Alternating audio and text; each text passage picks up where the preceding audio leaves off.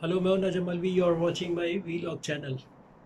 आज हम आपके लिए एक बहुत ही अहम खबर लेकर आए हैं जो कि नवाज़ शरीफ के हवाले से। नवाज़ शरीफ साहब जैसे कि आजकल आर्मी के ख़िलाफ़ खूब गाने वाने गा रहे हैं, खूब तकरीरें वगैरह कर रहे हैं, बिल्कुल उसी तरह जिस तरह अल्ताफ़ हुसैन एक ज़माने में कर रहे थे। और वैसे भी हमें अपने ऐसे इदारों के ख़िलाफ़ कभी नहीं बोलनी चाहिए जो मुल्क के लिए बहुत अहम होते हैं। और जब कोई इन इदारों के ख़िलाफ़ बोलता है तो सब लोग अच्छा इस तरफ जाता है कि ये दुश्मनों के हाथों में खेल रहे हैं। जैसे कि पास में अल्ताफ़ हुसैन ने यही काम किया जिसकी वजह से लोगों ने उनको डिसोन कर दिया और सियासत ही ख़त्म हो गई, इसलिए कि जहां आप बग़ैर सोचे समझे बोलेंगे वहाँ आपको आवाम और ये सारे इदारे जो इस्टेब्लिशमेंट के या कोई भी है वो आपको डिसोन कर देते हैं, आपको मुल्क के लिए कारआमद नहीं रहते। सियासत सियासत की तरह करें बजाय इसके कि आप इल्ज़ामात लगाएं ऐसे इदारों के ऊपर जिन इदारों ने मुल्क की भाग दौड़ संभाली भी होती है और मुल्क को स्टेबल रखा हुआ होता है। इन इदारों के बगैर कोई भी मुल्क नहीं चलता। तो हमें इन इदारों के ख़िलाफ़ और बात नहीं करनी चाहिए क्योंकि हमारे मुल्क के लिए आगे बढ़ के सरहद पे जाने कौन देता है? कभी कोई सियासतदान सरहद पे जाके जाने दिए या उनके बच्चों ने दी? किसी ने भी नहीं दी होती, यही लोग देते हैं। तो इसीलिए ज़्यादातर मुल्क पे हक़ इन्हीं लोगों का ज़्यादा होता है जो लोग आर्मी वगैरह में और एजेंसियों में होते हैं या एयरलाइन के पायलट, हमारे एयर फोर्स के लोग होते हैं, जवान होते हैं। तो इन बेचारों का बड़ा काम होता है। इन लोगों को जितना भी सराहें वो कम है। लेकिन ये है कि नवाज़ शरीफ जैसे लीडरान जो हैं, बल्कि उनकी पार्टी के बहुत से लोग हैं जिन्होंने इसी किस्म की बातें की, असम्बलियों में खड़े होकर हमारे इन इदारों के ख़िलाफ़ बातें की हैं और स्टेज पे चढ़ चढ़ के ख़िलाफ़ का कि दुश्मन भी हंसता होगा। और ऐन उस वक्त ये लोग चमगादड़ों की तरह निकल के आ जाते हैं जब आपके मुल्क के हालात बुरे होते हैं और ऐसा लगता है कि दुश्मन जो है वो फंडिंग करता है और ये लोग निकल के चले आते हैं। और ये है कि नवाज़ शरीफ की बात पर आजकल एंकर हजरात जो हैं वो कुछ ज़्यादा उनको क्रिटिसाइज़ कर नहीं रहे। उसकी वजह ये है कि जब वो ये कहते हैं नवाज़ शरीफ साहब जो अल्ताफ़ हुसैन की ज़बान बोल रहे हैं, अल्ताफ़ हुसैन की ज़बान नवाज़ शरीफ बोल नहीं रहे। नवाज़ शरीफ साहब गद्दारी की जब ज़बान बोल रहे हैं। उसकी वजह ये तीन दफ़ा वो वज़ीर आज़म रह चुके हैं। अल्ताफ़ हुसैन साहब जो है कोई इलेक्शन नहीं लड़ा और ना ही वो वज़ीर आज़म रहे। वो एक पार्टी के खाली लीडर हैं, बाकी उनका पार्टी में तो अहमियत होगी लेकिन मुल्क की सियासत से ठीक है, बेशक उनका ताल्लुक़ होगा लेकिन वो किसी ओहदे पे नहीं रहे और ना ही वो इलेक्शन लड़े हैं। तो जिससे आप ये कह ही नहीं सकते कि उनके उनके फॉलोअर कितने हैं, क्योंकि इलेक्शन लड़ने के बाद ही पता लगता है। लेकिन उनकी पार्टी जो है वो कराची की एक पार्टी जो कराची हद तक महदूद है। जैसे ही उन्होंने कराची से बाहर निकलने की कोशिश की तो ये है कि उनकी छुट्टी हो गई। और अल्ताफ़ हुसैन को बाहर भेजने में भी नवाज़ शरीफ का ही हाथ था, क्योंकि MQM को ट्रैप जो अगर किसी ने किया था तो वो नवाज़ शरीफ साहब ने किया था।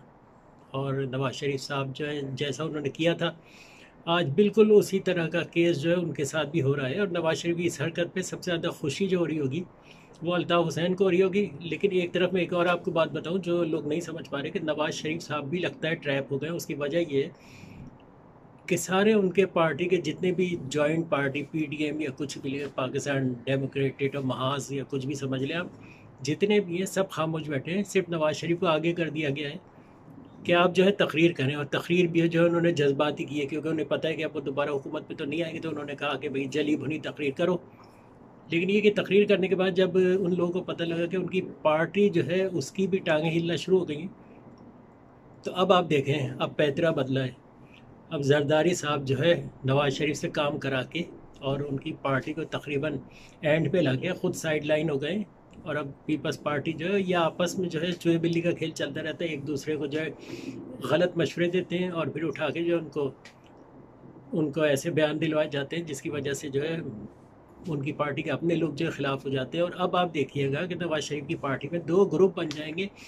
वैसे तो मुस्लिम लीग के बहुत सारे ग्रुप हैं लेकिन असल मुस्लिम लीग तो कायद आज़म की जो ज़ाती थी वो थी, उसके बाद जिन लोगों के हाथ में गई उनका पाकिस्तान बनाने से तो ताल्लुक़ ही नहीं था, तो इसलिए वो कभी भी मुस्लिम लीग बन नहीं सकी। असल मुस्लिम लीग कायद आज़म की थी, असल कायद आज़म ही है بہت سے لوگوں کو پیٹ میں مروڑ ضرور ہوتی ہے، اور زندگی میں پہلی بار آج میں نے دیکھا کہ وہ لیڈر جو سالوں سے کبھی قائد اعظم کا مزار نہیں گئے تھے، وہ بھی مزار میں جا کے شور و غل مچا رہے ہیں اور اپنے آپ کو یہ بنوانے کی کوشش کر رہے ہیں کہ بس ہم ہی ہیں اور تو کوئی ہے ہی نہیں.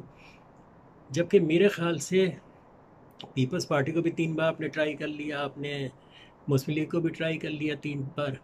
ان لوگوں نے ملک کو لوٹا ہے، برباد کر دیا. آج جو ملک کی بری حالت ہے اور مہنگائی اور سب کچھ ہے، وہ 70-72 سال میں انہی لوگوں نے کی ہے. اور آرمی جب آتی تھی، آرمی جب آتی تھی، جب یہ لوٹ لوٹ کے ملک کو برباد کر دیتے تو آرمی ٹیک اوور کر لیتی تھی، کیونکہ ان سے چل نہیں رہا ہوتا تھا. جو پارٹی IMF سے قرضہ لینا، یا قرض لے کے روڈ بنائے، یا قرض لے کے میٹرو بنائے، یا قرض لے کے بسیں بنائے، وہ پارٹی چور ہی ہوتی ہے. اس لیے کہ ہم ترکی کا کمپنی کو کوڑے کا ٹھوکا دیا ہوا ہے، چائنا کی کمپنی کو دیا ہوا ہے. ہم خود کوڑا بھی نہیں اٹھا سکتے کیا؟ ہم خود نالوں کی صفائی نہیں کر سکتے، ہم خود میٹرو نہیں بنا سکتے، ہم خود ہائی وے نہیں بنا سکتے. اگر آپ ملکی کمپنی سے بنواتے تو آپ کو باہر ڈالر نہیں دینے پڑتے، اور ان کو تنخواہیں جو ہے جو لوگ بنانے والے ہیں ان کو صرف پاکستانی روپیوں میں دینا پڑتے. اب باہر کی کمپنی سے کو اس لیے ٹھیکے دیتے ہیں کیونکہ وہ باہر کی کمپنی ان کی اپنی ہوتی ہیں، ڈالر دیتے ہیں، اور اس کے بعد ڈالر وہاں سے جو سوئس بینک یا لندن یا پھر یہ ہے کہ وائن کے باغات جو خرید لیے جاتے ہیں اس سے کک بیک لے کے، یعنی 50% کا کام کیا 50% کھا گئے. یہ حرکتیں تو ہمیشہ سے ہو رہی ہیں، کیونکہ ہمارے یہاں کوئی ایسا ادارہ نہیں ہے جو اس طرح کا. نیشنل سیکیورٹی کونسل کا ایک ادارہ ہوتا ہے، اس کا یہ بھی کام ہونا چاہیے کہ بھئی یہ جو ترقیاتی کام ہوتے ہیں ان پر نظر رکھنی چاہیے کہ کتنے کا ٹھیکہ دیا، کتنا خرچہ کیا گیا، کیا کیا گیا، ایک ایک بھائی کا ان حساب لینا چاہیے. لیکن اس قسم کا ادارہ جب بھی بنتا ہے تو نئی حکومت آنے والی جو ہے ان اداروں کو ختم کر دیتی ہے، تاکہ اس کو جو ہے وہ اس میں سے جو ہے کک بیک لینے میں دشواری ہوتی ہے، پرابلم ہوتی ہے. جب بھی آرمی کی حکومت آتی ہے تو سب سے زیادہ پریشان جو ہوتے ہیں ٹھیکیدار ہوتے ہیں. اس کی وجہ یہ کہ ان بیچاروں کو کام کرنا پڑ جاتا ہے، ورنہ ڈیموکریسی کی حکومت میں کام نہیں کرتے، صرف کاغذوں میں جو ہے پل اور روڈ بن جاتے ہیں اور باقی پیسے آپس میں بانٹ لیتے ہیں.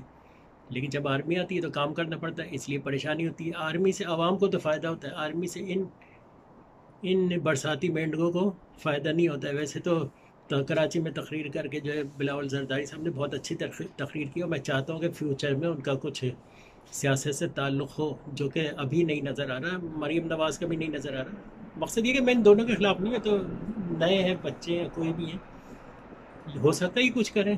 ظاہری بات تو آکسفورڈ کے پڑھے میں ہیں تو ظاہری بات وہاں پہ تو سکھایا ہوگا کہ کرپشن نہیں کرنی. اور ویسے بھی سارے آکسفورڈ کے پڑھے ہوتے ہیں اور اپنے اپنے ملکوں کو لوٹ رہے ہوتے ہیں جو آکسفورڈ سے پڑھ کے آتے ہیں، خاص طور پہ اس لیے کہ وہ صحیح ڈگر پہ تو چل نہیں رہتے، چل نہیں رہے ہوتے ہیں. اور ایک اور بات یہ ہے کہ کراچی میں تقریر تو کر رہے تھے بڑے کراچی والوں، اور یہ اور وہ. کراچی والوں کو پانی مت دینا، کراچی والوں کے برساتی نالے صاف نہیں کیے، پورا کراچی بارش میں ڈبو دیا، لیکن اس کا ذکر نہیں کیا. بس ہم بہت پارسا ہیں، بڑا ظلم ہو رہا ہے ہمارے ساتھ، یہ ہو رہا ہے. بھائی میں تو کہتا ہوں پاکستان کے لیے سب سے بیسٹ ہے آرمی. ماشاء اللہ میں عام عوام کو تو کچھ بھی نہیں ہوتا، عام عوام کو تو فیسلٹیز مل رہی ہوتی ہے. پکڑ دھکڑ جو ہے بڑے بڑے لیڈروں کی چل رہی ہوتی ہے، جن کا تعلق عوام سے نہیں ہوتا ہے، جن کا تعلق جو ہے کرپشن سے، چور بازاری سے، اور اپنی ڈھاک بکانا اور کیا کہتے ہیں لوگوں کے اوپر ظلم کرنے سے ہوتا ہے. اس کی وجہ یہ ہے کہ آپ خود دیکھ لیں، آج تک لیاری میں پانی نہیں دیا، کچھ نہیں دیا. یہ لوگ کرتے کیا؟ یہ لوگ کچھ نہیں کرتے، یہ صرف آتے ہیں اور ملک کو لوٹتے ہیں اور بھاگ جاتے ہیں. پھر فوج آتی ہے، ملک کا خزانہ دوبارہ بھر دیتی ہے، اس کے بعد پھر یہ الیکشن کر کے آتے ہیں. آپ دیکھیں کہ جب ملک تھوڑا سا اسٹیبل ہونے لگا عمران خان کی حکومت میں، تو انہوں نے پھر شور مچانا شروع کر دیا. اور ویسے تو اب مجھے یقین ہے اور ان کو بھی شک ہو گیا ہے کہ بھائی اب ان کی سیاست جو ہے بالکل ہی اینڈ ہو رہی ہے، اس لیے شور مچانا شروع کر دیا کہ بھائی کسی طرح عمران خان کو اتار کے ماشاء اللہ لگ جائے. ماشاء اللہ نہیں لگنا چاہیے، عمران خان کو نہیں اترنا چاہیے. اس کی وجہ یہ ہے کہ عمران خان ہے تو ان کا احتساب ضرور ہوگا. اور یہ ہے کہ لیکن یہ کہ مجھے لگتا ہے کہ جو اصل جو غدار ہے نا، جب سے پاکستان بنا ہے، یہ نواز شریف اور ان کی نسل کے لوگ ہی غداری کرتے رہے ہیں. کیونکہ آپ سب دیکھیں، ایک صاحب تھے وہ ٹینک پہ بیٹھ کے آ رہے تھے کہ بھئی میں انڈین آرمی کے ٹینک پہ بیٹھ کر آؤں گا اور لال قلعہ فتح کر لوں گا. انہوں نے کہا تھا، یہ ان کا کیا کر لیا. اس قسم کی بات تو لندن والے بابا نے نہیں کی. اس سے بڑی غداری کیا ہوگی کہ انڈیا کے ٹینک پہ بیٹھ کے آ رہے تھے. لندن والے بابا کو تو پریشان اتنا کیا کہ انہوں نے منہ سے بڑبڑ کرنا شروع کر دیا اور پھنستے چلے گئے. اور یہ ہے کہ ٹریپ کیا گیا. اب تو 100% نواز شریف صاحب نے ٹریپ کیا تھا، اور آج جو ہے گڈھا کھودا تھا تو خود گر گئے.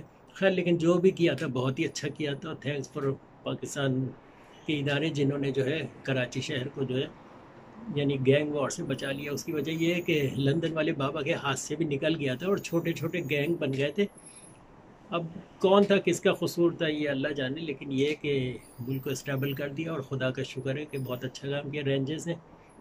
اور ہمارے لیڈر بھی میں ان لوگوں کو برا نہیں کہہ رہا کہ بھائی بلاول زرداری الیکشن لڑیں آئے، لیکن کام تو کریں بھائی. آپ کچھ تو تھوڑا سا کام کریں، عوام کے لیے کریں. آج کل کتنی مہنگائی ہو گئی، روز اور مہنگائی ہو رہی ہے. انہیں کی شوگر ملیں سب کچھ اور یہ مہنگی کرتے چلے آتے چیزیں.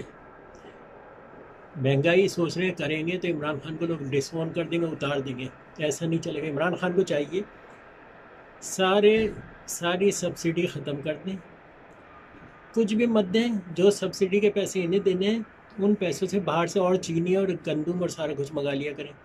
بلکہ اگر آپ جو ہے فری کر دیں، یعنی کھانے پینے کی چیزیں آپ امپورٹ کریں، کوئی ٹیکس ڈیوٹی کچھ بھی نہیں، نہ ہی اجازت نہ ہی لائسنس، سب ختم کر دیں. جتنا چاہیں امپورٹ کرو، لیکن صرف کھانے پینے کی چیزیں، دودھ آٹے چینی چاول، یہ ساری چیزیں جو کھانے کی بیسک ہیں. تو آپ خود دیکھ لیے گا کہ یہ ساری چیزیں پاکستان میں پیدا ہو رہی ہیں، مہنگی بک رہی ہیں، خود بخود سستی ہو جائیں گی. کیونکہ باہر سے جب سستی آئیں گے مارکیٹوں میں جائیں گی تو ان کی چیزیں کون خریدے گا.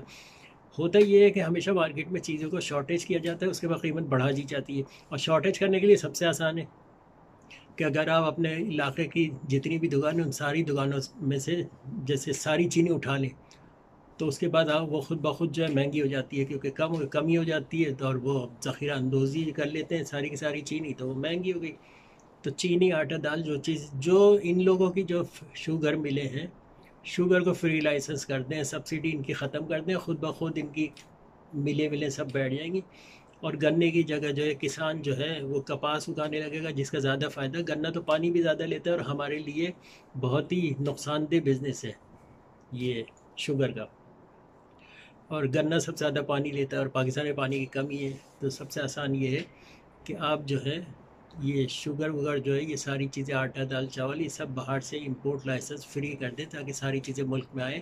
خیر سبسکرائب کریں، بیل آئیکن دبائیں اور میرے چینل کو فیس بک پہ شیئر کر لیں، جو کہ میں چاہتا ہوں کہ اور لوگ بھی سنیں اور لوگوں کو بھی عقل آئے کہ بھئی ہمیں ووٹ کس کو دینا چاہیے. آپ لوگ یہ کیا کریں کہ ایک بار ووٹ دیں، اگر وہ کام نہیں کرے دوسری دفعہ ووٹ نہ دیں، بجائے اس کے کہ وہ جتنا بھی قیمے پراٹھے یا کچھ بھی کھلائے، لیکن آپ جو ہے ان کو ووٹ نہ دیں کیونکہ ووٹ دینے کی اصل وجہ تو یہی ہوتی ہے کہ وہ جو ہے وہ آتے ہیں لوٹتے ہیں اور دوڑ جاتے ہیں، نس جاتے ہیں، جسے کہتے ہیں کہ آیا کھایا اور نس گیا والی بات ہے. خیر جو کچھ بھی ہے آئندہ بھی ہم ویڈیو بناتے رہیں گے اس قسم کی، اور کان کھول کے اور آنکھوں سے دیکھ کے ووٹ دیں کہ آپ کو کس کو ووٹ دینا ہے. اگلا جلسہ بھی ان کا ہونے والا ہے.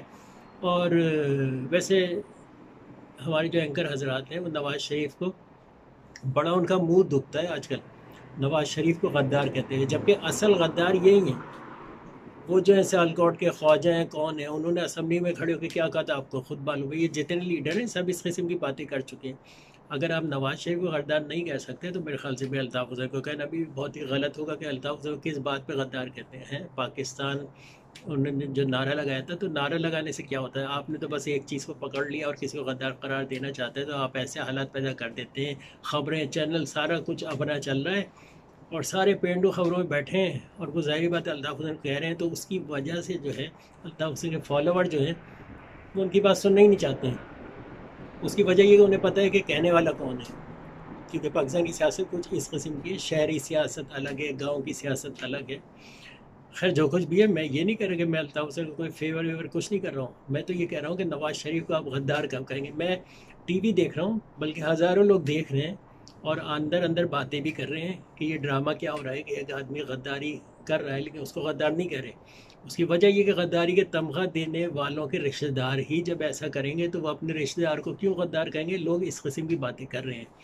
میرا تو خیر کوئی تعلق نہیں، میں تو ملک سے باہر بیٹھا ہوں. لیکن یہ کہ جو آس پاس جو دوست ہے وہ دوسرے لوگ محفلوں میں جو باتیں ہو رہی ہیں اب تو یہی ہو رہی ہیں کہ ہمارے یہاں جو ہے غدار کو نہ تو سزا ملتی ہے، نہ پکڑا جاتا ہے، نہ کچھ ہے، باہر بھاگ جاتا ہے. وہ پیر صاحب کی طرح باہر چلا جاتا ہے اور وہاں پہ وہ پولیٹیکل اسائلم لے لیتا ہے اور بیٹھ جاتا ہے اٹھا کے.